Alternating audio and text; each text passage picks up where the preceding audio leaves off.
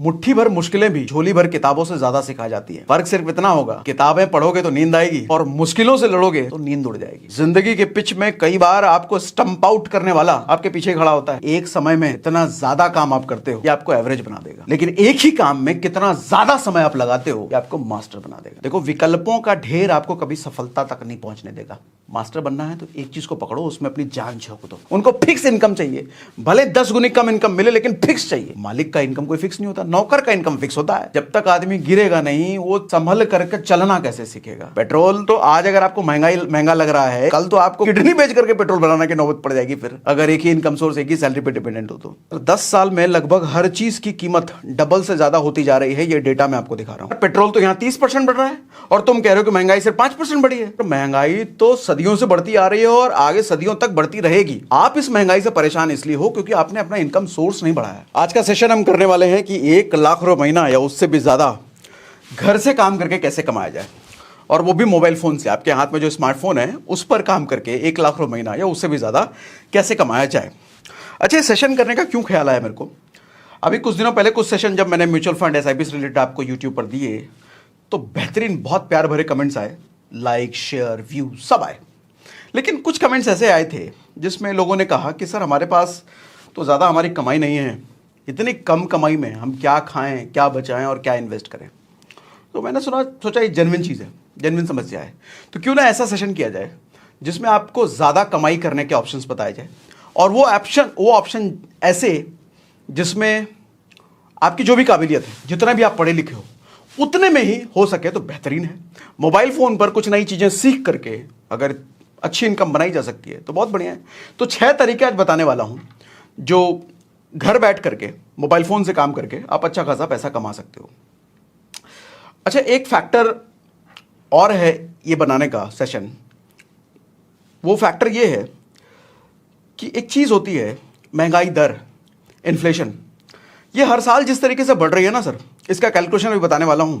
आंखें फट जाएंगी, और मेरा दावा है कि आज से पहले महंगाई दर को इस तरीके से कभी नहीं समझा होगा आपने, या समझा भी होगा तो हो सकता है इतना ध्यान ना दिया हो आज जितना ध्यान मैं लेकर के जाने वाला हूं इस पर।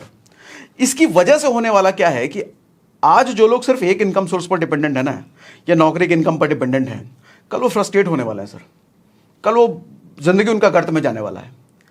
अक्सर लोग आप देखते हो ना, वो नौकरी वगैरह करके आते हैं, बच्चों पे चिल्लाते हैं, बीवी पे चिल्लाते हैं, अरे साड़ी मांग रही, साड़ी अभी तो लाया, तो 2 महीने पहले साड़ी दिलाया। अरे बच्चा हमेशा तो खिलौना मांगता रहता, अभी तो पिछले महीने खिलौना दिलाया। इतनी महंगाई बढ़ गई है, महंगाई महंगाई महंगाई चिल्लाए। सर महंगाई तो सदियों से बढ़ती आ रही है और आगे सदियों तक बढ़ती रहेगी। आप इस महंगाई से परेशान इसलिए हो क्योंकि आपने अपना इनकम सोर्स नहीं बढ़ाया। अगर बढ़ा लिया होता, अगर इसको समझ लिया होता तो ये फ्रस्ट्रेशन नहीं होता। आज जो मिडिल क्लास के लोग हैं ना सर, मतलब जो भी अपने आप को मानते हैं कि मिडिल क्लास में हैं सर, कल वो सब लोग पुअर क्लास में चले जाएंगे, और परसों वो सब लोग पुअरेस्ट क्लास में चले जाएंगे अगर एक इनकम सोर्स पर डिपेंडेंट रहे। अभी पूरा डेटा समझाने वाला हूं, आप खुद ही कहोगे अरे बाप रे बाप, ये तो आज तक हमने सोचा ही नहीं था। देखो, 1980 में जब मेरे पिताजी बाइक चलाना सीखा था ना उन्होंने, तो 4 रुपए लीटर पेट्रोल भराया करते थे। कितना? 4 रुपए। 2000 ईस्वी में जब मैंने बाइक चलाना सीखा ना, तो मैंने 28 रुपए लीटर पेट्रोल भराना शुरू किया। आज जब मेरा बेटा सीख चुका है ना सर, 100 रुपए से भी ज़्यादा वो पे करता है 1 लीटर पेट्रोल के लिए। यानी कि पेट्रोल तो वही 1 लीटर है, लेकिन पैसा बढ़ता चला जा रहा है। अभी आपके सामने स्क्रीन पर जो चार्ट है, ये सर महंगाई दर का चार्ट है, इन्फ्लेशन रेट। इसमें कहता है देखो 2021 में जो महंगाई बढ़ी है वो 5.13% बढ़ी है, 2020 में 6.62% बढ़ी थी, 2019 में 3.73, इसी तरीके से चार्ट है ये। लेकिन मैं कहता हूं ये चार्ट झूठा है सर, एक तरीके से आम आदमी को पता ही नहीं होता ये।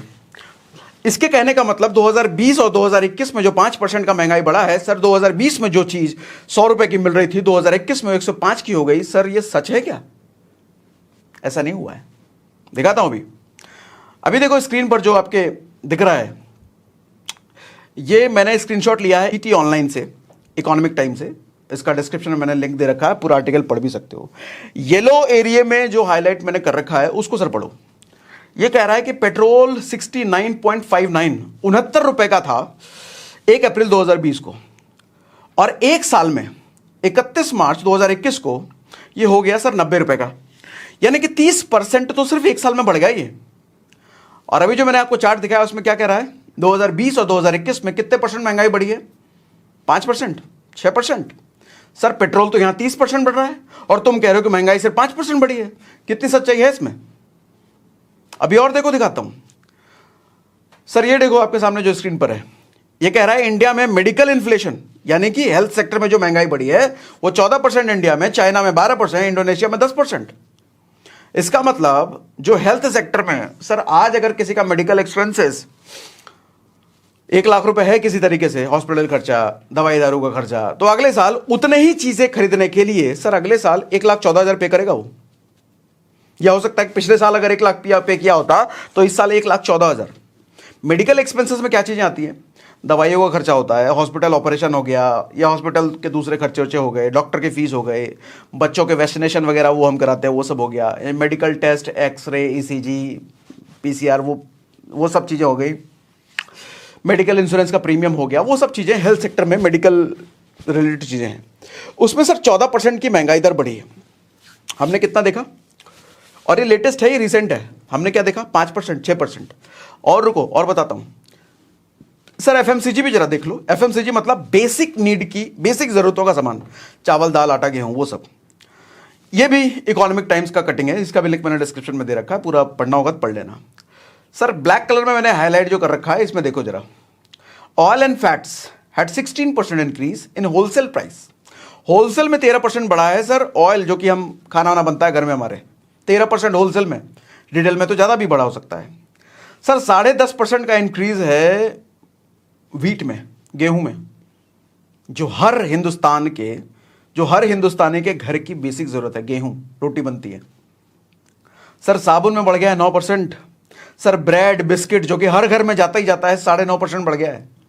तो मैं कैसे मान लूं 5%, 6% बढ़ा है महंगाई? सर वो तो दिखाने के लिए डेटा हो गया ना सिर्फ। असल में तो मैं 10% से भी ज्यादा दिख रहा हूं। बेसिक चीजों में अगर मैं 10% मान लूं तो देखो, दरअसल वो डेटा झूठ नहीं है, वो डेटा सच है, लेकिन वो डेटा एवरेज निकाल करके दिया जाता है। अब मान लो भारत में 100 अलग अलग तरह की चीजें मिलती हैं, तो 100 अलग अलग चीजों पर किसी पे 3% बढ़ा होगा, किसी पे 5%, किसी पे 20%, किसी पे 50% बढ़ गया, तो सबको औसत मिला करके उसने निकाल दिया 5%, 6%। लेकिन उस 100 में से 90 चीजों की मेरे को जरूरत ही नहीं है, तो उन चीजों का औसत मैं अपनी चीजों में क्यों कैलकुलेट करूं? मेरे को 9 चीज की जरूरत है, बेसिक चीजों की जरूरत है, पेट्रोल डीजल की जरूरत है, मेडिकल चीजों की जरूरत है, उसमें तो ज्यादा से ज्यादा बढ़ा है, तो मैं तो उसी का काउंट करूंगा। तो मैं इन 2-3 चीजों को मिला करके जो मैं देख पा रहा हूं, कम से कम 10% महंगाई दर तो हर साल बढ़ रही है, कम से कम। वो भी जो रियल डेटा मैं आपको दिखा रहा हूं, किताबी डेटा अलग है, वो 5%, 6% ही है, लेकिन रियल तो 10% से भी ऊपर है। एक चीज समझो सर, आपकी सैलरी 10% के हिसाब से हर साल बढ़ रही है क्या? अगर 10% के हिसाब से हर साल आपकी सैलरी नहीं बढ़ रही है तो कल को आपको नहीं लगता आप फ्रस्ट्रेट होने वाले हो? कल को आपका गुस्सा, मेंटल डिप्रेशन, स्ट्रेस, ये सब बढ़ने वाला है, और ये सब गुस्सा आपके परिवार पे निकलेगा, आपके रिश्तों पे निकलेगा, आपकी जिंदगी पे निकलेगा, आपके करियर पे निकलेगा। तो आपका जिंदगी, आपको नहीं लगता खराब होने वाला है आगे चल के, अगर आप एक इनकम सोर्स पर डिपेंडेंट हो? वो इनकम सोर्स कुछ भी हो सकता है। और ये इन्फ्लेशन कंपाउंडेड होता है सर। कंपाउंडेड का मतलब देखो समझाता हूं। अभी जो स्क्रीनशॉट आपके सामने है, ये गूगल का स्क्रीनशॉट है। गूगल पे आप लिखना ऑनलाइन कैलकुलेटर, यही खुल के आएगा।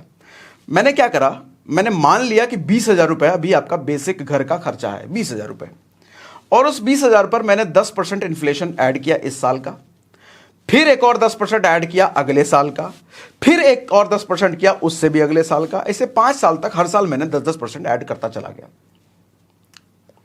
सर 5 साल बाद यह निकल के आता है 32,210 रुपए। यानी कि आज जितना सामान, जो सामान खरीदने के लिए आप 20,000 रुपए पे कर रहे हो ना सर, उतना वही सामान खरीदने के लिए 5 साल बाद आपको 32,000 रुपए पे करना पड़ेगा। और अभी देखो अगला स्क्रीनशॉट, मैंने अगला 5 साल इसमें ऐड और कर दिया है। यानी कि अभी से लेकर 10 साल बाद सर 10-10% जब हर साल मैंने ऐड किया तो निकल के आ रहा है सर 51,000 रुपए। यानी कि 50,000 रुपए से ज्यादा आज जो सामान खरीदने के लिए आपको 20,000 रुपए पे करना पड़ रहा है सर, उतना ही सामान खरीदने के लिए, चावल, दाल, आटा, पेट्रोल, डीजल खरीदने के लिए अगर 20,000 में आज हो रहा है तो सर 10 साल बाद 51,000 रुपए पे करना पड़ेगा। आपको लगता है कि आज जो सैलरी आपकी है सर 100% की ग्रोथ आप अगले 10 साल में ले लोगे? बात तो यही हुआ ना, महंगाई जब 100 गुना से ज्यादा बढ़ गई तो आपकी सैलरी भी 100 गुना से ज्यादा बढ़े, तभी तो ठीक ठाक सब चलेगा। सर मैं ऐसे कई लोगों को जानता हूँ, 3 साल हो गए, 5 साल हो गए, 54 का इजाफा उनकी सैलरी में नहीं हुआ है, फिर भी करे जा रहे हैं। उनको ये चीज़ें पता ही नहीं है ज़िंदगी उनकी कहाँ जा रही है। बहुत बेसिक चीज़ें हैं सर ये सब। स्कूल में पढ़ाई नहीं जाती, कॉलेज में नहीं पढ़ाई जाती, कहीं नहीं बताया जाता। और इसी की वजह से आदमी मेंटल डिप्रेशन, स्ट्रेस और कहाँ कहाँ चला जाता है। फिर आदमी फिर मर्डर करने तक की नौबत आ जाती है। गुस्सा आ जरा सबकी जगह मर्डर कर दिए, चाकुए भोंक दिए। क्यों ये सब हो रहा है? अरे पैसे की कमी बढ़ती जा रही है। जो 50,000 रुपये कल आपके लिए इनफ था, आज नहीं है, कल बिल्कुल नहीं होगा, परसों तो और बिल्कुल नहीं होगा। उसकी वैल्यू 10,000 रुपये रह जाएगी, 5,000 रुपये रह जाएगी। तो आपका डिप्रेशन में जाना तो तय है। सर 10 साल में लगभग हर चीज़ की कीमत डबल से ज़्यादा होती जा रही है। ये डेटा मैं आपको दिखा रहा हूँ। हर चीज़ की कीमत डबल से भी ज़्यादा, लेकिन आपकी सैलरी, आपकी इनकम डबल से ज़्यादा नहीं हो रही है 10 साल में। 10 साल में डबल होने के लिए आपकी सैलरी कम से कम 10% हर साल बढ़नी चाहिए। हर साल अगर 10% सैलरी भी बढ़ रही है तो आप इन्फ्लेशन के बराबर रह जाओगे। हर साल अगर 10% है, वो भी पेट्रोल को तो नहीं बीट कर पाओगे, तो 30% जा रहा है पेट्रोल। तो आज अगर आपको महंगा लग रहा है, 1 लीटर बहुत महंगा है पेट्रोल, तो कल तो आपको खून किडनी बेच करके पेट्रोल बनाने की नौबत पड़ जाएगी। फिर अगर एक ही इनकम सोर्स, एक ही सैलरी पे डिपेंडेंट हो तो। देखो आजकल के माँ बाप को एक मैसेज है मेरा। अपने बच्चों को अगर आप ये सोच के पढ़ा रहे हो कल बड़ा होकर के आपका बच्चा नौकरी करेगा, नौकरी वही ट्रेडिशनल वाली, चपरासी, क्लर्क, डॉक्टर, इंजीनियर, सीए, ये सब बनेगा, तो सर पछताने वाले हैं कल आप। क्योंकि कल आपका बच्चा पछताएगा वो नौकरी में जा करके। सैलरीज कम हो रही है ना सर, घटती जा रही हैं। सर 2013 में, यानी कि अभी से 10 साल पहले की बात करूं, जिन नौकरियों में 20,000 रुपये सैलरी थी, आपको लगता है आज उन्हीं नौकरियों में 50,000 रुपये से ज़्यादा की सैलरी हो गई होगी? प्रैक्टिकल नहीं है। एक आध कहीं हुआ होगा तो हुआ होगा, प्रैक्टिकल नहीं है, ये नहीं होता इतना। तो सर सैलरी दिन ब दिन घटती चली जा रही है, तो आप क्या करोगे अपने बच्चे को उसी नौकरी में डाल करके जिस नौकरी में आज जाकर के लोग फ्रस्ट्रेट, परेशान हो रहे हैं? अपने बच्चे को कुछ एक्स्ट्रा स्किल सीखने को बोलिए। आपको सिखाने की जरूरत नहीं है, यूट्यूब का जमाना है, गूगल का जमाना है, वो खुद ही सीख जाएंगे। वो मोबाइल है ना उनके हाथ में, फ्रीडम दीजिए उनको। मैं आईटी बैकग्राउंड से हूं, 2009 में मैंने जॉब शुरू किया था। मैं देखता था 2013 में, अभी से 10 साल पहले, जिन बच्चों का ज्वाइनिंग होता था ना, जो नए बच्चे कॉलेज से पास आउट होकर के कंपनी ज्वाइन करते थे, सर सालाना पैकेज उनको मिलता था लगभग 5 लाख रुपए का। मतलब महीने का काट कुट के उनके हाथ में 35,000 रुपये आता था। आज के समय में देखता हूं जो लोग बच्चे ज्वाइन करते हैं नए, 7 लाख रुपए, 7.5 लाख रुपए सालाना पैकेज होता है, यानी कि काट कुट के उनके हाथ में 50,000 रुपये आता है 10 साल बाद। आज सर 10 साल में 50% भी सैलरी ग्रोथ नहीं है, लेकिन इन्फ्लेशन 100% से ज़्यादा। तभी मैंने सेशन की शुरुआत करी थी, सर आज जो लोग मिडिल क्लास हैं वो कल पुअर बन जाएंगे, और कल जो पुअर बनेंगे वो परसों पुअरेस्ट बन जाएंगे अगर इस चीज़ को नहीं समझे तो।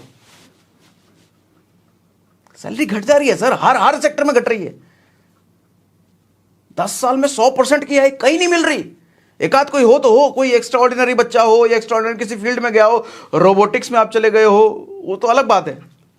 हाँ, कोई आज की लेटेस्ट नई जनरेशन की स्किल जैसे डिजिटल मार्केटिंग, ये सब चीजें अगर आप सीख रहे हो तो समझ में आता है, लेकिन ट्रेडिशनल नौकरियों में नहीं है। आजकल के माँ बाप के लिए एक छोटी सी स्टोरी शेयर करता हूं। सर एक बार क्या हुआ, ऋषि अथर्व ने एक वेद लिखा और उस वेद को दिखाया भगवान शिव को। तो भगवान शिव ने उस वेद को बहुत पसंद किया, बहुत तारीफ करी, और भगवान शिव ने उस वेद का नाम दिया अथर्ववेद। ये सच्ची घटना है, हमारे वेदों में, शास्त्रों में ये घटना है। शिव महापुराण अगर आप पढ़ेंगे तो उसमें आपको ये घटना मिलेगी। तो भगवान शिव ने उस वेद को नाम दिया अथर्ववेद, चौथा वेद। उससे पहले 3 वेद थे, ऋग्वेद, यजुर्वेद, सामवेद, और पूरा ब्रह्मांड उन्हीं 3 वेदों को मानता था। लेकिन भगवान शिव की वजह से अब संसार में एक नया चौथा वेद आ गया। यह बात जैसे ही प्रजापति दक्ष को पता चली। प्रजापति दक्ष कौन? जो उस वक्त संसार के संचालक थे। संचालक कहने का मतलब आज के टाइम में जैसे देश का संचालक पीएम होता है ना, पीएम के ऑर्डर पे सब कुछ होता है, तो उस टाइम पे पृथ्वी का संचालक प्रजापति दक्ष थे। वही रूल्स डिफाइन करता था, पृथ्वी पर क्या होगा, नहीं होगा, कौन कैसे क्या रहेगा, कौन जात पात, सारे रूल्स उसी के डिफाइन किए हुए थे, प्रजापति दक्ष के। और प्रजापति दक्ष किसके बेटे थे? खुद ब्रह्मा के बेटे थे वो, जिनको धरती पर भेजा गया था कि भैया धरती का भी हमने नया संरचना किया है, तुम जरा देख रेख करो, उसका रूल बनाओ, तुम पीएम हो धरती के। तो प्रजापति दक्ष को जैसे पता चला कि भगवान शिव ने चौथा वेद का किसी को नाम दे दिया है, गुस्सा हो गए, गरमा गए। और वैसे भी वो भगवान शिव को ज़्यादा मानते नहीं थे, क्योंकि भगवान शिव ने ब्रह्मा को एक श्राप दिया था। वो एक लंबी स्टोरी है, क्यों दिया था कभी और बता दूंगा आपको। भगवान शिव ने ब्रह्मा को एक श्राप दिया था कि भगवान ब्रह्मा की पूजा पूरे संसार में कहीं नहीं होगी। शिव की होगी, विष्णु की होगी, ब्रह्मा की नहीं होगी। और ब्रह्मा का मूर्ति मंदिर आप देखते भी नहीं होंगे कहीं होता है, एक्सेप्ट पुष्कर के अलावा। राजस्थान में पुष्कर एक जगह है, वहां मंदिर है। तो प्रजापति ब्रह्मा के बेटे, तो उनका ऐसे ही गुस्सा रहता था शिव से। और शिव को भगवान मानते भी नहीं थे प्रजापति दक्ष। क्यों? उनको लगता था, कहते अरे भगवान तो यार अच्छे कपड़े में होते हैं, साफ सुथरे कपड़े में होते हैं। शिव को तो देखो वो कपड़ा पहनने का तमीज नहीं है, वो सिर का खाल लपेट के रहता है। भगवान जो है नहाए धोए से हमेशा रहते हैं, साफ स्वच्छ रहते हैं। वो कभी नहाते नहीं है, शमशान में पड़े रहते हैं। वो भभूत लपेट के अलग रहते हैं, शमशान का राग, बाल कंघी उंगी कभी करना नहीं है, हिमानी पाउडर कुछ लगाना नहीं है, नहाना धोना है नहीं। वो कौन सा भगवान है? मानते नहीं थे उनको। और पता चला कि उसी शिव ने चौथा वेद दे दिया है। अब संसार के संचालक, उस संसार में चौथा वेद इंट्रोड्यूस हो रहा है, बिना उनकी मर्जी पे गरमा गए। तो अपने 3 भाइयों को उन्होंने बोला, जाओ जरा शिव से शास्त्रार्थ करके आओ। शास्त्रार्थ कहने का मतलब जरा डिबेट करके आओ शास्त्र पे। तो तीनों भाई जब भगवान शिव के पास पहुंचे और उन्होंने शिव से सवाल किया कि चौथा वेद आपने कैसे इसको नाम दे दिया? भैया वेद तो 3 ही है ब्रह्मा के द्वारा, ज्ञान तो इतना ही है, वेद इतना ही है, चौथा वेद आप कैसे बना सकते हो? तो भगवान शिव ने उनको कहा कि ज्ञान कभी देखो सीमित नहीं हो सकता, और कभी भी कोई भी इसको पूरा नहीं जान सकता। और जिसको लगता है कि ज्ञान इतना ही है और सारा ज्ञान मैं जानता हूं, समझ जाओ वो ज्ञान के अहंकार में पड़ चुका है। सृष्टि के अनंत तक, सृष्टि खत्म होने तक पूरा ज्ञान धरती पर किसी को भी नहीं हो सकता, किसी को भी नहीं हो सकता। तो उन्होंने चारों वेद के बारे में फिर शिव ने बताया कि ऋग्वेद देखो इसलिए बनाया गया कि भूगोल की स्थिति और मंत्रों के बारे में, गायत्री मंत्र बेसिकली उसी वेद में है, उसके लिए ऋग्वेद बनाया गया। रजुर्वेद इसलिए बनाया गया कि इसमें यज्ञ और हवन के नियम बताए गए हैं। सामवेद इसलिए बनाया गया कि इसमें ऋग्वेद के मंत्रों का संगीतमय रूप है। हाँ, इसमें मंत्रों को, इसमें जो मंत्र हैं बेसिकली इंसान के मानसिक विकास, स्पिरिचुअल डेवलपमेंट में हेल्प करते हैं। और चौथा अथर्ववेद की जरूरत इंसान को इसलिए है, संसार को इसलिए जरूरत है कि इंसान के mental problem, physical problem, Ayurveda का जिक्र इसी अथर्ववेद में है, उसका सॉल्यूशन अब तक किसी भी वेद में नहीं था, इस वेद में है, इसलिए इस वेद की जरूरत है। और शिव जब ये बात बता रहे थे तो स्वयं ब्रह्मा, बाकी देवतागण भी वहां मौजूद थे, तो उन्होंने बोला हाँ ऐसा ही होना चाहिए, भगवान शिव ने बिल्कुल सही किया है। तब तीनों फिर शांत हो गए। मोरल ऑफ द स्टोरी ये है कि कभी भी ये सोचना कि मैं ही सब कुछ जानता हूं, हमारा बच्चा, हमारा बेटा बेटी को नहीं पता। सर बताना ये चाहता हूं कि आज आपका बच्चा इंटरनेट एरा में जी रहा है, उसके हाथ में जो मोबाइल फ़ोन है ना सर, उस मोबाइल फ़ोन के ज़रिए वो पूरी दुनिया से कनेक्टेड है, दुनिया का हर इंफॉर्मेशन वो पा रहा है और पा सकता है। और आप देखो, कोई माँ बाप किसी बच्चे का बुरा नहीं चाहता, लेकिन एक चीज़ ये भी समझने की ज़रूरत है, उसके हाथ में इंटरनेट है तो हो सकता है उसके पास जानकारी कुछ ऐसी चीज़ों की भी है जो माँ बाप के पास नहीं है। तो उसको वो अलाउ करना चाहिए कि करो एक्सपेरिमेंट। और भटकना, गिरना, सर जब तक आदमी भटकेगा नहीं सही रास्ते पे कैसे आएगा?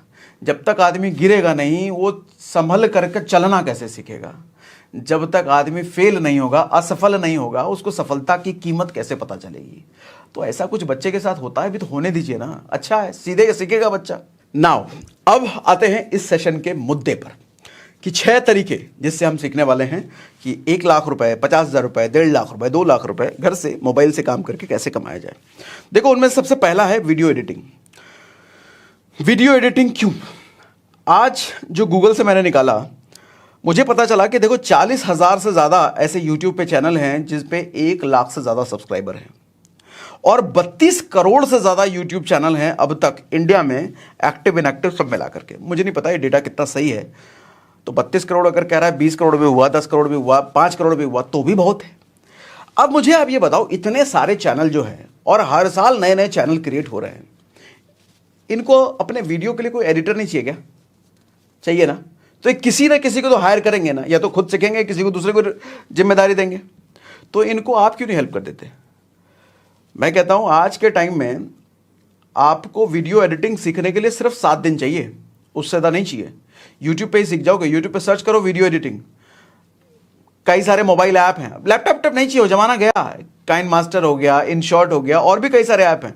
यूट्यूब करो तो सही, आपको सिर्फ 7 दिन लगने वाला है सर। प्रैक्टिस करो, 7 दिन में आप वीडियो एडिटिंग सब सीख जाओगे।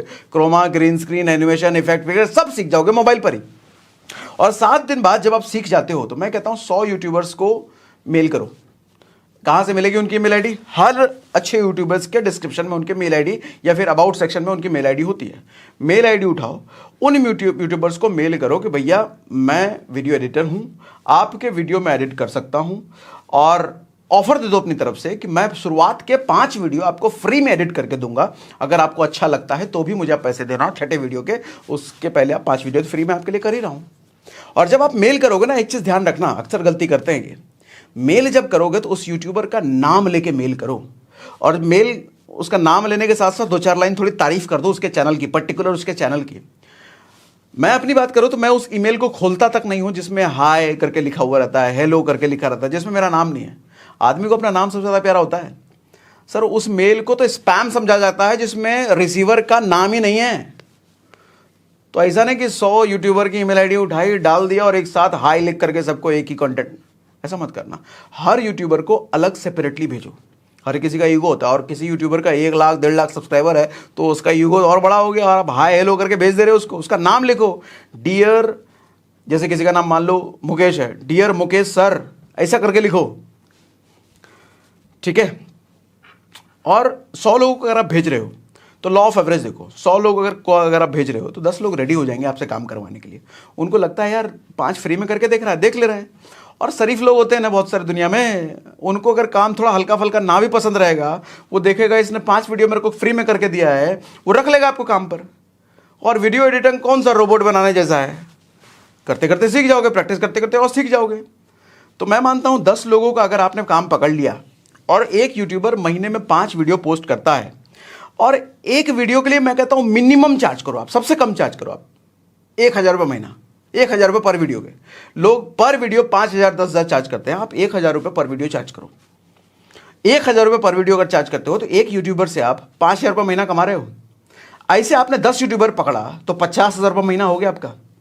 ऐसे आप 20 यूट्यूबर अगर पकड़ लेते हो तो सर 1 लाख रुपये महीना हो गया। आप कहोगे 20 यूट्यूबर का काम कैसे? अरे मैं कहता हूँ 5 यूट्यूबर का 10 यूट्यूबर का काम खुद करोगे। एक नया लड़का हायर कर लो, उसको एडिटिंग सिखा दो, 10,000 रुपये महीना दो उसको, उससे एडिटिंग करवाओ, 50,000 का काम उससे लो, बदले में 10,000 उसको दे दो। अब आप कहोगे और उसको तो वो अपना काम कर, अरे मालिक बनना सबको नहीं आता। ऐसा होता तो इतने सारे दुनिया में जो इंजीनियर हैं वो खुद का प्रोजेक्ट बना के नहीं काम करने लग जाते, दूसरे का नौकरी क्यों करते? मालिक बनने का ताकत, मालिक बनने का जज्बा सब में नहीं होता। उनको फिक्स इनकम चाहिए, भले 10 गुनी कम इनकम मिले लेकिन फिक्स चाहिए। मालिक का इनकम कोई फिक्स नहीं होता, नौकर का इनकम फिक्स होता है। तो उनको नौकर बनना ठीक है लेकिन फिक्स चाहिए। तो 20 अगर यूट्यूबर आपने काम करना शुरू कर दिया उनके साथ तो 1 लाख रुपये महीना नहीं हो गया, ठीक है। और मैं कहता हूं जब पहला यूट्यूबर आप के साथ काम करना शुरू करोगे ना, तो उसको जब आपका काम पसंद आता है उसका एक वीडियो टेस्टिमनी बना लो। उसको रिक्वेस्ट करोगे सर एक वीडियो बना के दे दो, 2 मिनट का 1 मिनट का, जिसमें आप मेरे काम की तारीफ कर रहे हो या अच्छा कुछ बोल रहे हो। वो अगर खुश है आपके काम से तो 1 मिनट का वीडियो आपको बना के दे देगा। अब जिस भी क्लाइंट से आप बात करो, जिस भी यूट्यूबर से बात करो, उस 1 मिनट का वीडियो उस ईमेल में अटैच करके भेजो। आप दिखाओगे अरे ये इस यूट्यूबर का 2 लाख सब्सक्राइबर है और इसने इसके बारे में अच्छा बोला है, तो ट्रस्ट बन जाता है, डेवलप हो जाता है। किसी एक ने अच्छा करा है तो मतलब वो एक सबूत हो गया कि आपका काम अच्छा है। समझे? टेस्टिमनी बड़ा काम करता है। अब दूसरे के साथ आपने काम किया, उससे भी टेस्टिमनी वीडियो ले लो। जितने लोगों के साथ काम करो हर किसी से टेस्टिमनी वीडियो प्यार से ले लो। आपका काम अगर अच्छा है तो उसको टेस्टिमनी देने में भी कोई दिक्कत नहीं है। बड़े आराम से, बड़ा अच्छा बोलेगा, अरे बहुत बढ़िया एडिट करता है, 1 नंबर एडिट करता है, जरूर काम करवाओ इससे। बस उस वीडियो की वजह से काम मिल जाएगा आपको। और जब काम बढ़ता चला जाए 2 लड़के और हायर कर लो, फिर बड़े 3 लड़के हायर कर लो, 10 लड़के, देखोगे धीरे धीरे आपकी पूरी कंपनी बन जाएगी वीडियो एडिटिंग की। आप पता चले 50 100 यूट्यूबर 200 यूट्यूबर को आप ही हैंडल। कई सारी ऐसी कंपनियां यही करती हैं, इन्फ्लुएंसर मार्केटिंग वाली कंपनियां। कई सारे यूट्यूबर्स का काम वो करके दे रहे हैं। आपका धीरे धीरे वो काम हो जाएगा, चल पड़ेगा ये काम। और ये काम ऐसे अभी बता रहा, अभी तो पहला बताया है, 5 अभी बाकी है। ये काम ऐसा है कि आप पूरी जिंदगी ऐसा बिजनेस को लेके चल सकते हो। आपकी नौकरी या दूसरा वो इनकम है, उसको लात मारो और पूरी तरीके से इसमें झोंक सकते हो। हाँ, लेकिन तब जब सैलरी के बराबर की इनकम इधर से आने लग जाए तब। ऐसे नहीं कि भैया छोड़ दिए उसको। दूसरा तरीका है आज के समय में देखो थंबनेल, पोस्टर्स की भी डिमांड बहुत तेजी से बढ़ रही है। एक थंबनेल, यूट्यूब का थंबनेल बनाने का लोग चार्ज करते हैं 300 से 500 रुपये। मैं कहता हूँ मिनिमम चार्ज करो, 100 रुपये चार्ज करो। कितना टाइम लगेगा? 2 से 3 दिन लगेगा। अरे कैनवा डाउनलोड कर लो, जिस तरह का बनाना एक से एक बन जाता है एचडी में। 3 से 4 दिन आपको लगेगा बनाना। उसको भी वही करो, सारे यूट्यूबर्स को मेल करो। लॉ ऑफ एवरेज का यहाँ भी ख्याल रखना, 100 को भेजोगे तो 10 काम देगा आपको।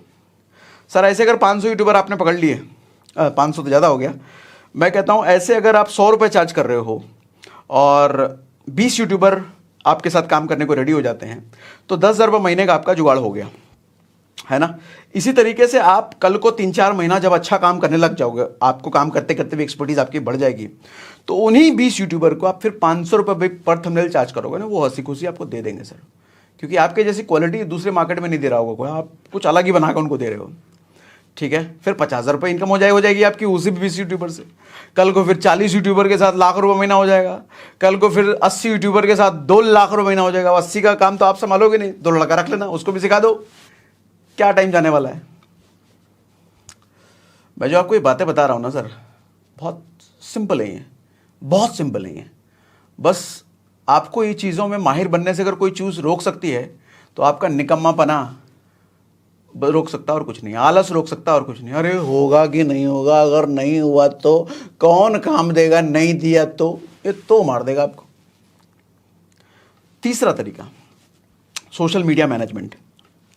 आज के टाइम में जो यूट्यूब पे अच्छा कर रहे हैं, अब जैसे मैं अपनी एग्जांपल ले लूँ, अब यूट्यूब पे इस टाइम पे जब आपको ये वीडियो मिल रहा है तकरीबन 8.5 लाख सब्सक्राइबर हैं। अब मैं इंस्टाग्राम पर भी हूँ जहाँ पर 1 लाख से ज़्यादा फॉलोअर हैं, फेसबुक पर भी हूँ जहाँ पर 8.5 लाख से ज़्यादा फॉलोअर हैं, ट्विटर पर भी हूँ, मोज पर भी, चिंगारी पर भी, लिंक्डइन पर भी। अब मैं ये सेशन की तैयारी आपके लिए करूं या इन सारे हैंडल्स को मैं संभालता रहूं, कौन से पे कब वीडियो गया, कौन सा टाइटल जाएगा, कौन सा थंबनेल जाएगा, इंस्टा पे क्या पोस्ट गया, नहीं, ये सब अगर करने बैठूं मैं तो फिर जो मुझे आपको सिखाना हो तो सिखा ही नहीं पाऊंगा। मैं उन चीज़ों में फंस के रह जाऊंगा। मैं तो मैं क्या करूंगा, किसी को हायर कर लूंगा कि भैया ये सब संभालो। ठीक है, तो ये वाला काम, संभालने वाला काम आप कर सकते हो। ऐसे ही फिर सारे यूट्यूबर्स को मेल करो, बताओ उनको कि आपका 5 प्लेटफॉर्म, आपका YouTube, Instagram, Facebook, LinkedIn, Twitter, सब मैं संभाल के दूंगा।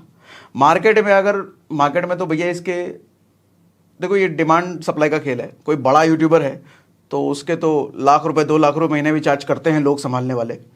कोई छोटा यूट्यूबर है तो उसके कम चार्ज करेंगे। आप 10,000 रुपये इसका चार्ज करो महीने का, बोलो 10,000 रुपये में आपका 5 प्लेटफॉर्म में संभाल दूंगा। आपके प्लेटफॉर्म की कम्युनिटी पोस्ट भी मैं डाल दूंगा, स्टोरी भी मैं डाल दूंगा, सब मैं कर दूंगा जो आप बोलोगे। 5 प्लेटफॉर्म का सिर्फ 10,000 रुपये महीना लूंगा सर। ऐसे 5 प्लेटफॉर्म, 5 यूट्यूबर पकड़ लो, 50,000 रुपये हो गया। ऐसे 10 यूट्यूबर पकड़ लो, 1 लाख रुपये हो गया। और इस काम में ज़्यादा मेहनत भी नहीं है। सोशल मीडिया, अब आज वीडियो डाला है तो 3-4 दिन बाद ही ना वीडियो डालोगे यूट्यूब पे, या अगर कोई रोज भी डाल रहा है तो आज डाला है तो आप कल ही करोगे ना। दिन में 1 पोस्ट जाएगा या 2 पोस्ट जाएगा, तो काम ज़्यादा इसमें है नहीं। 10 यूट्यूबर, 15 यूट्यूबर, 20 यूट्यूबर भी पकड़ करके आप उनके साथ काम कर सकते हो, अच्छी खासी मोटी कमाई कर सकते हो। लेकिन एक चीज़ का ध्यान रहे भैया, सर्विस अगर ले रहे हो तो अच्छी सर्विस देना, ऐसी सर्विस देना, अपना जी जान अपना काम समझ करके काम करना। वो आदमी जो खुश होगा ना, आपको 4 और हो सकता है यूट्यूबर आपको रिकमेंड कर दे कि भैया इसका भी काम तो ही संभाल ले, तो बहुत बड़े काम कर रहा है। और अभी तो 3 तरीके मैंने बताया आपको, 3 और बताने वाला हूं। लेकिन एक चीज ध्यान देना, इतने सारे तरीकों में मास्टर किसी एक ही चीज पर बनना ऐसा नहीं कि आप थंबनेल वाला भी काम पकड़ लो, यूट्यूब वाला भी काम पकड़ लो, एडिटिंग वाला भी काम पकड़ लो, सोशल मीडिया वाला भी काम आपने अपने पकड़ लिया, फिर तो खिचड़ी बन के रह जाओगे, फिर एवरेज बन के रह जाओगे। ब्रूसली कहते हैं मुझे उस आदमी से डर नहीं लगता जिसने 1000 मूव्स की प्रैक्टिस करी हो। वो कहते हैं मुझे उस आदमी से डर लगता है जिसने एक ही मूव्स की प्रैक्टिस 1000 बार करी हो, क्योंकि उस मूव में वो मास्टर बन चुका है, वो माहिर बन चुका है। अब वो जिसके साथ भी खड़ा रहेगा ना, वो उस एक मूव से उसकी जान मार देगा वो। तो ऐसे ही 10 काम मत करो सर, एवरेज बन के रह जाओगे। कोई एक काम पकड़ो। क्रिकेट में सचिन तेंदुलकर ने अगर क्रिकेट के साथ साथ फुटबॉल, टेनिस, चेस की भी प्रैक्टिस अगर करी होती ना, तो क्रिकेट में मास्टर ब्लास्टर कभी नहीं बन सकता वो। रोनाल्डो ने फुटबॉल के साथ साथ टेनिस और क्रिकेट की भी अगर प्रैक्टिस करी होती ना, तो रोनाल्डो कभी मास्टर नहीं बनता फुटबॉल का। जाकिर हुसैन ने तबले के साथ साथ थोड़ा दूसरा इंस्ट्रूमेंट भी बजाना शुरू कर दिया होता ना, वो कभी मास्टर नहीं बनता। मास्टर बनना है तो एक चीज़ को पकड़ो, उसमें अपनी जान झोंक दो, बन जाओगे मास्टर। देखो, विकल्पों का ढेर आपको कभी सफलता तक नहीं पहुंचने देगा। मैंने क्या कहा? विकल्पों का ढेर कभी भी आपको सफलता तक नहीं पहुंचने देगा। हर सफलता के रास्ते में ना ये विकल्प, ये ऑप्शन आपके लिए रास्ते की रुकावट बनेगी। उस रास्ते में जैसे ही मुश्किलें आएगी ना, एक विकल्प का ख्याल आपको आ जाएगा, अच्छा ये तो काम तो मेरे पास है ही, अरे बड़ा मुश्किल है काम, तो वही वाला काम कर लेता हूं। विकल्प आपको रोकते हैं। और जिस आदमी के पास विकल्प नहीं है, ऑप्शन नहीं है, उसके पास एक ही रास्ता है, वो अपनी जान लगा देता है उसमें और माहिर खिलाड़ी बन के निकलता है फिर वहां से वो। और चलते चलते चलते चलते एक दिन सफलता उसको अपनी बाहों में ले लेती है। एक पकड़ना, चार नहीं। सब पे थोड़ा थोड़ा मन में ख्याल है, यहाँ से भी कमा लूंगा, वहां से भी कमा लूंगा, वहां से कमा लूंगा। कहीं से नहीं कमा पाओगे, फिर कहीं से नहीं कमा पाओगे। 6 महीने बाद बोलोगे अरे हमने तो बहुत ट्राई किया था, कुछ हुआ नहीं। होगा कहाँ से? महान बनने के लिए कोई महान काम नहीं किया जाता, बल्कि साधारण काम को इतनी बार किया जाता है कि उसमें महानता हासिल हो जाए। फर्क सिर्फ इतना होता है कि अभ्यास की सीमा लांघी होती है उस आदमी ने, उसी साधारण काम में, जिस साधारण काम को आप देख करके कहते हो कि अरे ये तो साधारण, ऐसे क्या होगा। कहते हैं कि एक समय में कितना ज्यादा काम आप करते हो ये आपको एवरेज बना देगा, लेकिन एक ही काम में कितना ज्यादा समय आप लगाते हो ये आपको मास्टर बना देगा। और ये सब जब काम करोगे ना, तो आपके साथ भी होगा, सबके साथ होता है, मेरे साथ भी हुआ था जब मैंने शुरू किया था। लोग मजाक बनाएंगे, और मजाक बनाने वाले सबसे ज़्यादा आपके सबसे पहले करीबी होंगे, दोस्त होंगे, रिश्तेदार होंगे।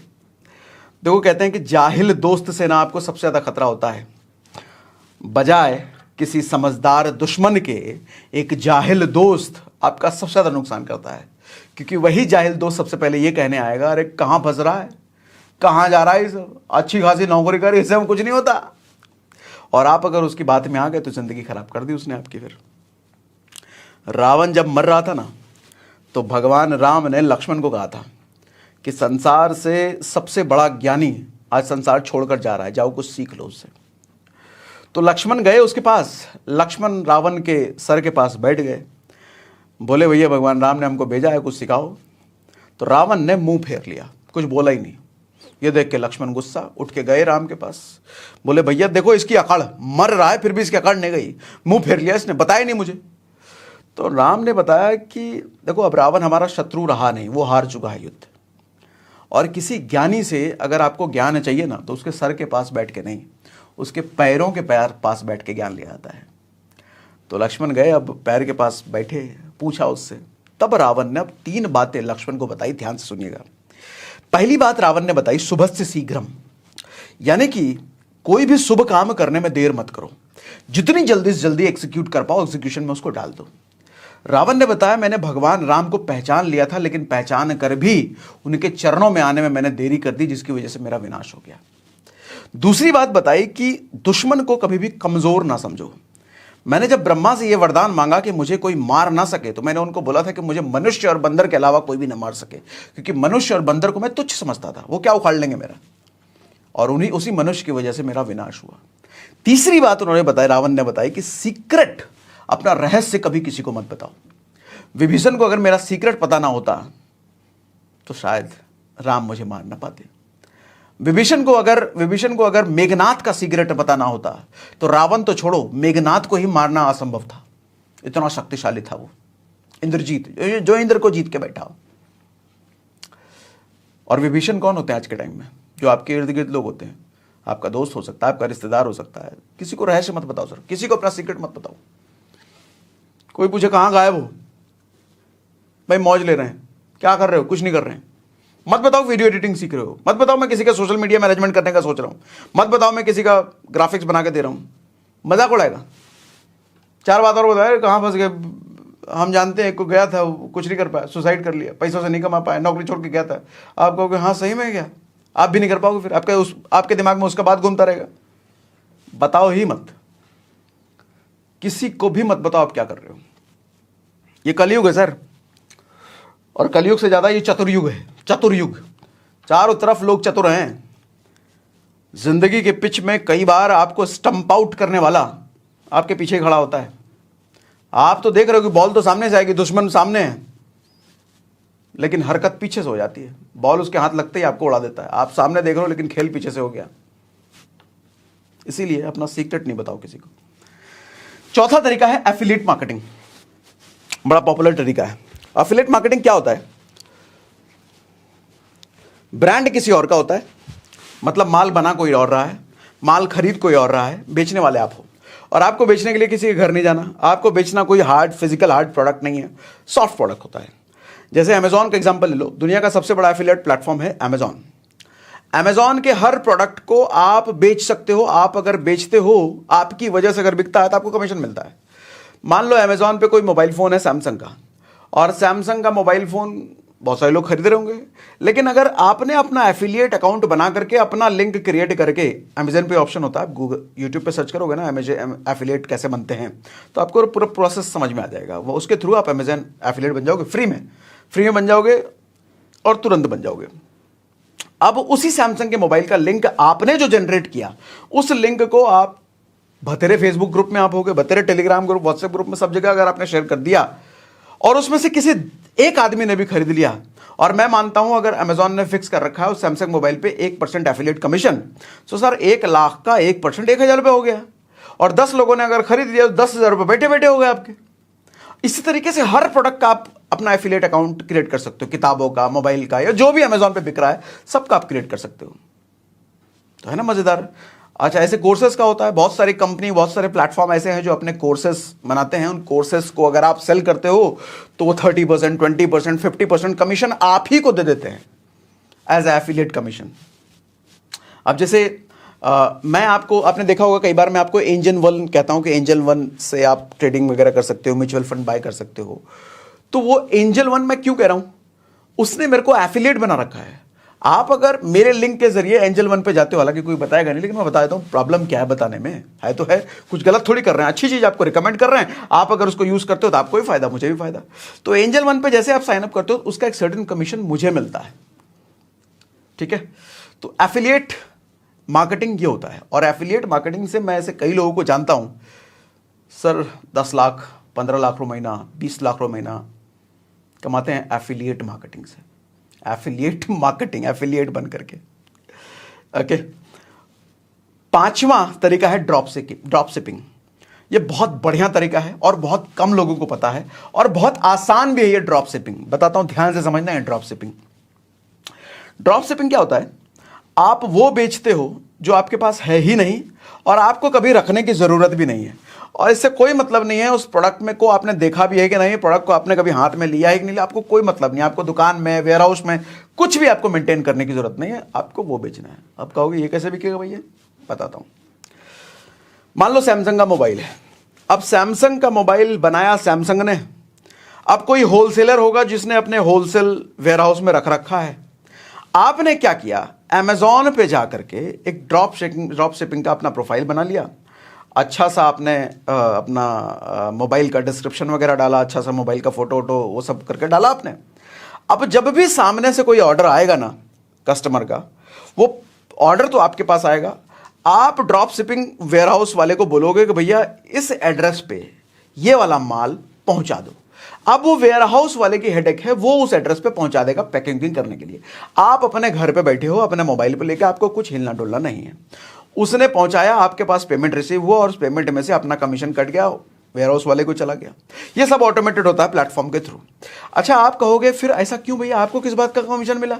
हाँ, कुछ किया ही नहीं आपने। तो आपने इस बात का कमीशन मिला कि जो होलसेलर था ना, जो वेयर हाउस बना करके बैठा है कहीं, उसको बेचने के लिए कहीं तो दुकान खोलना पड़ता, उसको बेचने के लिए कहीं तो प्रोडक्ट की मार्केटिंग करनी पड़ती, उसको ये सब कुछ नहीं करना पड़ा। आपने उसका काम आसान कर दिया। उसको ना दुकान खोलने की जरूरत पड़ी, उसको ना कहीं दुकान का किराया, दुकान के लिए एम्प्लॉय स्टाफ करने की जरूरत पड़ी। ये सब खर्चा आपकी वजह से बचाना, उसके ब्रांडिंग मार्केटिंग का खर्चा आपकी वजह से बचाना, तो वो सारा खर्चा आपने एज ए इनकम ले लिया। इसको बोलते हैं ड्रॉप शिपिंग।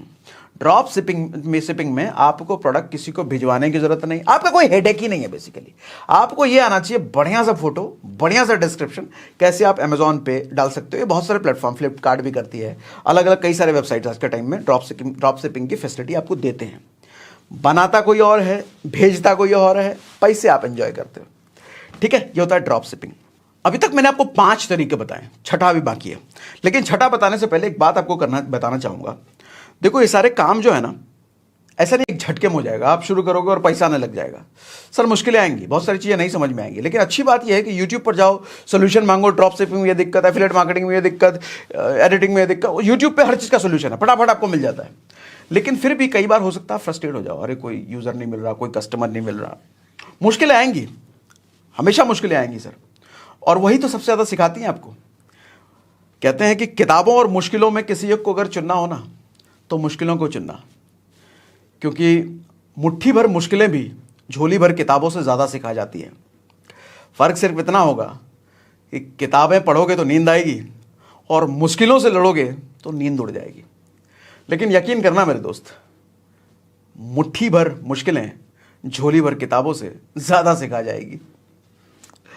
अभी एक लड़का मेरे से मिलने आया था, ऐसे बहुत सारे केसेस मेरे पास आते हैं, लेकिन वो लड़का कुछ ज़्यादा ही दुखी था अपनी फाइनेंशियल कंडीशन को लेकर के। शादी हो चुकी है, बच्चे हो चुके हैं, माँ बाप ने अपने से अलग कर दिया है, अपनी फाइनेंशियल सिचुएशन को लेकर बहुत दुखी था। वो मेरे से राय लेने आया था कि सर क्या करें, कैसे करें, कुछ समझ नहीं आ रहा, फ्रस्ट्रेट हो, बहुत ज़्यादा दुखी मेरे को वो समझ में आ रहा था। तो हालांकि उसको तो उसके अकॉर्डिंग मैंने सोल्यूशन कुछ बताने की कोशिश करी, लेकिन इन जनरल मैं आपको समझाना चाहता हूँ, जब मैं उससे मिल के हटा ना, तो मैं ऐसे लोगों से जब मिलता हूँ तो मुझे थोड़ी सी हंसी आती है। हंसी इस बात पे आती है कि सर जिस समस्या को वो इतना बड़ा समस्या समझ रहा था ना, हालांकि जिसके पास पैसे की दिक्कत होती है उसको उसी को भैया दर्द महसूस होता है, जिसके पास नहीं होती ज्ञान देना तो बहुत आसान है। लेकिन फिर भी एक चीज़ समझिए आप, क्या वो सच में रियल समस्या है क्या? मेरे हिसाब से रियल समस्या मालूम क्या होती है? जब आपको कोई हेल्थ चैलेंज आ जाए, शरीर आपका काम ना कर रहा हो, डॉक्टर के चक्कर लगा रहे हैं बार बार बार बार बार बार, या फिर कोर्ट कचहरी के चक्कर में फंस गए आप।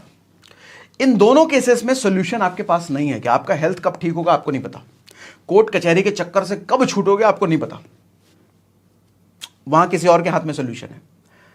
और मैंने देखा है कि डॉक्टर के चक्कर में, कोर्ट कचहरी के चक्कर में परिवार का परिवार तबाह हो जाता है सर, जिंदगी खराब हो जाती है, ना समय मिलता है कुछ और करने के लिए, जिंदगी उलझ के रह जाती है और सोल्यूशन अपने हाथ में होता नहीं है। इन दोनों चीज़ों से कंपेयर करके जब मैं देखता हूं पैसे की दिक्कत, सर इसका सोल्यूशन तो अपने ही हाथ में है ना। कमाई की दिक्कत है, बिजनेस फेल हो गया, नौकरी कर लो, नौकरी नहीं मिल रहा, कोई छोटा मोटा नौकरी कर लो, अरे झाड़ू मारने की नौकरी कर लो, ये तो मिलेगा। अब आप कहोगे ईगो, हम कैसे झाड़ू मारेंगे, तो तुमको गल्ले पे बिठा लें। देखो जब पैसा नहीं है तो ईगो पालने का कोई मतलब नहीं है। पैसा बहुत है, बैंक भरा हुआ है तो ईगो समझ में आता, तब ईगो पाल लो, लेकिन पैसा नहीं है तो ईगो काहेगा? ईगो अपना करो साइड में, कोई भी छोटा मोटा काम करो, पकड़ो आपको पैसे की दिक्कत सॉल्व। छोटा मोटा काम में आपका पैसा आने लग जाए, फिर बड़ा का पकड़ना, फिर बड़ा पकड़ना, फिर बड़ा पकड़ना, बढ़ते बढ़ते फिर अच्छा काम पकड़ लेना और अपने मर्जी का। लेकिन टेम्पररी सोल्यूशन चाहिए तो झाड़ू मारने का काम पकड़ो ना, कौन रोक रहा है? या इस जैसा कोई और दूसरा छोटा मोटा काम पकड़ो। ईगो त्यागो सबसे पहले, अगर पैसा नहीं है तो ईगो मार देगा। और असली प्रॉब्लम तो मुझे लगता है दुनिया नहीं, भारत का जो सबसे अमीर आदमी है उसके घर में असली प्रॉब्लम है। अनंत अंबानी को जानते हो? मुकेश अंबानी का बेटा, देखा ना कितना मोटा है वो। एक टाइम था उसने वजन कम कर लिया था अपना, लेकिन आज के टाइम में इतना ही मोटा हो गया है सर। उसकी जब शादी हो रही थी ना, तो ट्विटर पर, इंस्टाग्राम पे भयंकर ट्रोल हुआ उसका, क्योंकि वाइफ उसकी पतली दुबली बहुत सुंदर, और ये मोटा एकदम भयंकर मोटा, भयंकर मोटा। मुकेश अंबानी भी मोटा है, लेकिन इसके सामने कुछ नहीं लगता उसका मोटापा, इतना मोटा। तो लोगों ने भयंकर मजाक उड़ाया, लेकिन रियलिटी जानते हो आप सर, वो अस्थमा का पेशेंट है। वो चाहकर भी एक्सरसाइज नहीं कर सकता, वो चाहकर भी अपना वजन कम नहीं कर सकता, मेडिकेशन पे, दवाइयों पर है वो। कितना दुख होता होगा उसको अपने मोटापे का। वो ढंग से अपनी लाइफ एंजॉय नहीं कर सकता सर, ढंग से अपनी मर्जी का खाना पीना नहीं खा सकता वो। कितने लोगों का मजाक का शिकार होता है वो, क्या मेंटल कंडीशन उसकी होगी उसकी, सोचो सर। भारत का सबसे अमीर आदमी, आपको लगता है कि पैसा आ जाए तो भैया लाइफ सेट है, फिर तो कोई प्रॉब्लम ही नहीं है सर। उसके पास सब कुछ है, पैसा, घर, गाड़ी, सब कुछ है, लेकिन फिर भी उसके पास जो प्रॉब्लम है ना, जो परेशानी है, उसका सोल्यूशन उसके पास नहीं है सर। असली प्रॉब्लम ना वो है, असली समस्या में अगर कोई है तो वो है। आपकी समस्या उसकी समस्या के सामने कुछ नहीं है। सर आप अगर 10,000 रुपये महीना 20,000 रुपये महीना भी कमा रहे हो ना, तो मैं कहूँगा अनंत अंबानी से ज़्यादा सुखी आप हो। आपकी ज़िंदगी में कोई भी समस्या हो, अगर अनंत अंबानी वाली समस्या आपकी ज़िंदगी में नहीं है तो आप उससे ज़्यादा सुखी हो। सर भारत के सबसे अमीर आदमी के बेटे से ज़्यादा सुखी आप हो। सर कंपेयर करो ना अपना दुख। आप तो हमेशा रोने में लगे रहते हो। लॉजिकल बनो सर, लॉजिकल। आपकी समस्या उससे कहीं ज़्यादा छोटी है, कहीं ज़्यादा छोटी है। और वैसे भी आईपीएल में बोली उसी की लगती है जो अपने काम में माहिर होता है। रोने के बजाय अपने काम में माहिर बनो ना, अपने काम में लगो ना। नौकरी नहीं है, छोटा मोटा काम पकड़ो, उस छोटे मोटे काम में माहिर बन जाओ। सर वो बॉस ही आपको इतना पसंद करने लग जाएगा, गले भी बिठा देगा। वो कहेगा तू मेरा दोस्त बन जा, मेरा ड्राइवर बन जा, मेरा ये काम करने लग जाए। क्या पता आपको मैनेजर बना दे अपनी कंपनी का।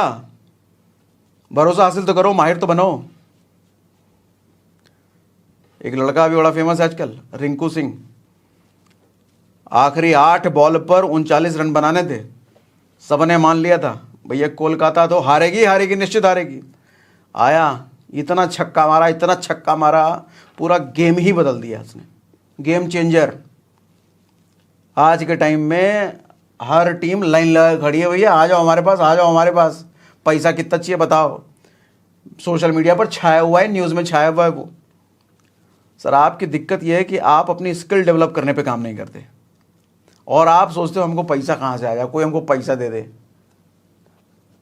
सर स्किल डेवलप तो करो, अपने स्किल में माहिर तो बनो।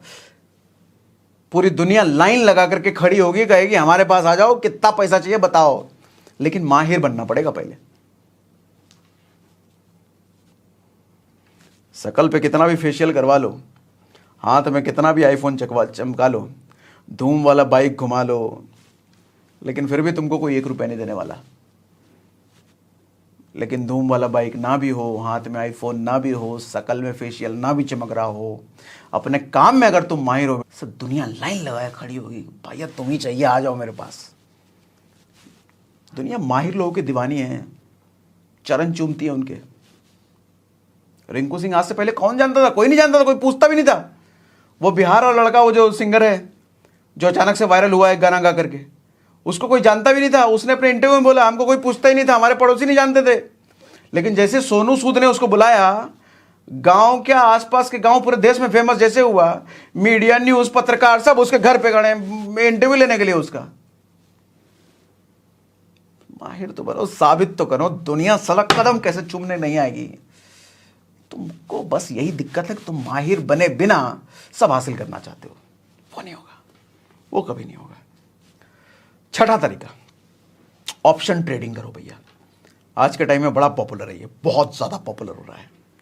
देखो ऑप्शन ट्रेडिंग मैंने छठे नंबर पे इसलिए रखा है क्योंकि बाकी के 5 जो बताए ना, उसमें रिस्क या तो नहीं है या फिर ना के बराबर। क्या रिस्क है, पैसा तो लग ही नहीं रहा। ऑप्शन ट्रेडिंग एक ऐसी चीज़ है जहां पर आपका पैसा पहले लगता है और पैसा डूबने के भी चांसेस होते हैं। उन 5 तरीकों में पैसा लग नहीं रहा, और लग भी रहा है तो बहुत ना के बराबर लग रहा है। यहां पैसा आपका लगेगा, हालांकि कम लगता है, लेकिन जितना भी कम लगे डूबने के चांसेस तो हैं। लेकिन हाँ, यहां कमाया भी मोटा जा सकता है, और बहुत सारे लोग हैं जो बहुत अच्छा कमाते हैं ऑप्शन ट्रेडिंग में। ऑप्शन ट्रेडिंग क्या होता है बता देता हूं। Option trading basically stock market में आप शेयर खरीदने के बजाय शेयर को किराए पे लेते हो, 1 दिन के लिए, 2 दिन के लिए, हफ्ते भर के लिए, और उस शेयर को किराए पर, अच्छा जब किराए पर आप ले रहे हो तो शेयर बहुत सस्ते पे मिलता है आपको, बहुत सस्ते पर। अगर ओरिजिनल शेयर की कीमत 2,000 रुपये है तो शेयर किराए पर लेने में, यानी कि उसका ऑप्शन खरीदने में आपको 200 रुपये का पड़ता है। तो अच्छा एग्जाम्पल है ये। तो इतने सस्ते में लेकर के उसकी खरीद बिक्री कर करके आप ट्रेडिंग से प्रॉफिट निकाल सकते हो, लेकिन रिस्क इंक्लूडेड है। अच्छा, मुझे बहुत सारे रिक्वेस्ट ऐसे आते हैं कि सर ऑप्शन ट्रेडिंग सीखना है, सिखाइए सिखाइए। तो आप भी अगर मुझसे ऑप्शन ट्रेडिंग सीखने में इंटरेस्टेड हो या शेयर मार्केट का पूरा डिटेल जानना चाहते हो, तो आपके कमेंट अगर मुझे आते हैं, अगर कमेंट में मुझे आप कहते हो कि मुझे ऑप्शन ट्रेडिंग सीखना है, मुझे अगर अभी लिख के आप बताते हो कि ऑप्शन ट्रेडिंग सीखना है, लिख के बताइए, तो अगर ज़्यादा तादाद में आता है तो मैं ज़रूर आपको ऑप्शन ट्रेडिंग अपनी आसान भाषा में आपको सिखाने के लिए ज़रूर सेशन लेकर के आ सकता हूँ। पूरा स्टॉक मार्केट सिखा सकता हूँ, जितनी मेरी नॉलेज, जितनी मेरी जानकारी है। ठीक है, तो आज के सेशन में इतना ही। ये 6 तरीके इंप्लीमेंट कीजिए सर। रिपीट ये करने के लिए है मेरे पास कि माहिर किसी एक चीज़ में बनना, 6 के 6 नहीं। मुश्किलें आएंगी, अप डाउन सब आएगा, लेकिन अगर डटे रहे तो खिलाड़ी बन के निकलोगे, रिंकू सिंह की तरह।